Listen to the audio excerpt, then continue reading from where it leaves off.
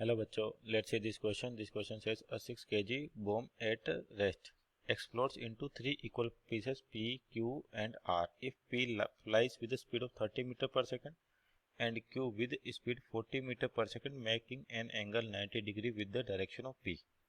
The angle between the direction of motion of P and R is about. तो देखिए यहाँ पर आपके पास क्या है कि एक बॉम्ब जो इनिशियली किस पर रेस्ट पर है और 3 पार्ट में एक्सप्लोड हो जाता है। तो यहाँ पर जो की कॉन्सेप्ट होगा आपके पास की कॉन्सेप्ट, तो जब आपके पास बॉम्ब क्या होता है, एक्सप्लोड होता है। जैसे मान लीजिए बॉम्ब है आपके पास और 3 बराबर हिस्सों में एक्सप्लोड हो गया, तो यहाँ पर जो एक्सटर्नल फोर्सेस है वो कितनी है, जीरो। इफ एक्सटर्नल कितना हो जाएगा, जीरो। तो यानी कि आपका मोमेंटम कंजर्व होगा। तो इसके मतलब कह सकते हैं कि कॉन्सेप्ट आपका मोमेंटम कंजर्वेशन पर बेस्ड है। मोमेंटम कंजर्वेशन,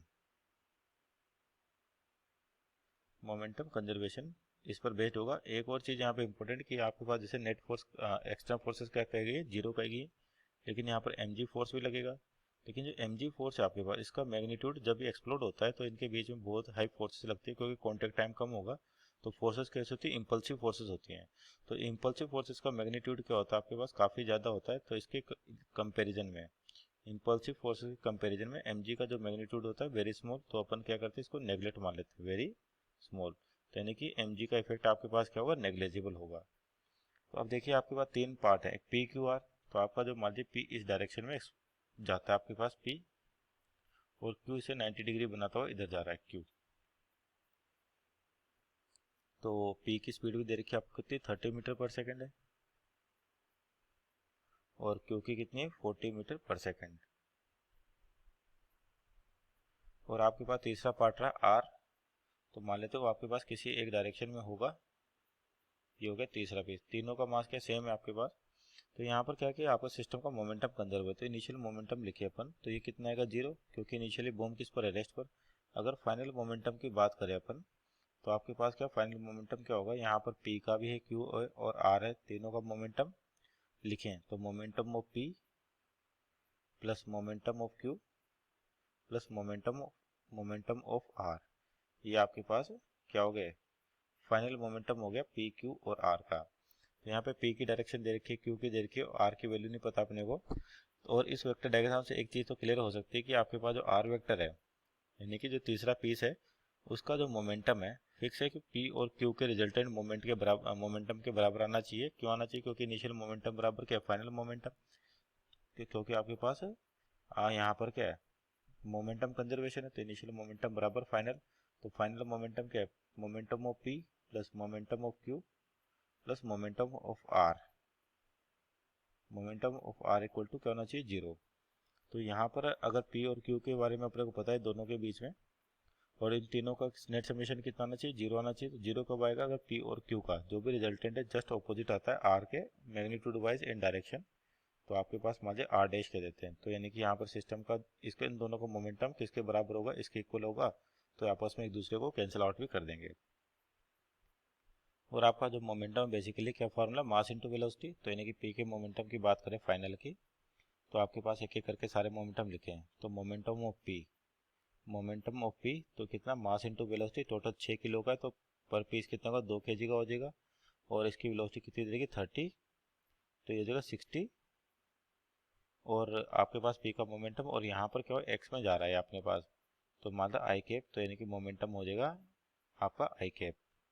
तो पी का मोमेंटम हो गया 60 आई कैप। आपको वेलोसिटी कितनी दे रखी है यहाँ पे, इसके लिए 30 और 40। तो पी की 30 है आपके पास, और क्यू की कितनी, 40।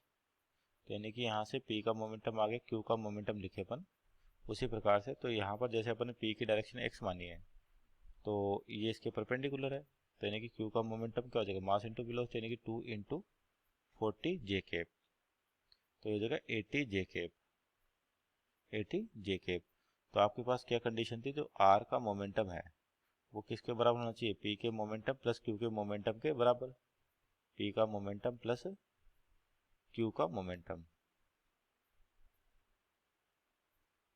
तो आर का मोमेंटम क्या लिखा जाएगा, mass into velocity of R vector, या आर पार्ट जो भी आपके पास बराबर कितना हो जाएगा, mass of into V P plus mass of into V Q. तीनों के मास बराबर है आपके पास, तो एम एम तो कैंसिल आउट हो जाएगा। इसका मतलब जो आर यानी कि तीसरा टुकड़ा है उसके वेलोसिटी की वैल्यू कितनी आ जाएगी। यहाँ पर देखिए वेलोसिटी कितनी 30 आई केप, तो वीपी आपके पास कितना 30 आई केप, और ये आपके पास P momentum of P plus momentum Q equal to moment plus momentum of R बराबर 0 था, तो यहाँ पर एक कहेगा आपके पास माइनस का साइन हो रहेगा।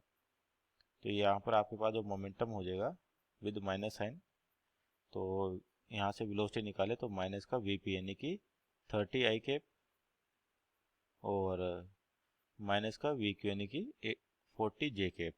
केवल वेलोसिटी की बात करें तो यानी कि इसका डायग्राम बनाए एक बार कि आपके पास जो आर वेक्टर था यानी कि जो तीसरा आपके पास बॉम्ब का एक्सप्लोजन हो रहा है वो अपन इस डायरेक्शन में लिया था। तो यानी कि जो भी आपके पास आर पार्ट होगा, मान लीजिए इसकी वेलोसिटी वी आर इस डायरेक्शन में, तो इसका एक कंपोनेंट कितना है 30 इस दिशा में और इधर कितना 40। और आपसे पूछा कि जो आर है वो किसके साथ एंगल बना रहा है, हाँ पी के साथ, और पी इनिशियली अपना कैसा था हॉरिजॉन्टल था। तो ये 30 और ये कितना हो गया 40, तो यहाँ से अगर मान लीजिए एंगल है थीटा, तो यहाँ से टेन थीटा निकाले अपन। टेन थीटा था परपेंडिकुलर अपॉन बेस यानी कि 30/40 यानी कि आपके पास थीटा आ जाएगा, ये 0 से 0 कट गया, तो टेन थीटा इक्वल टू 3/4, और ये कितने बोलता है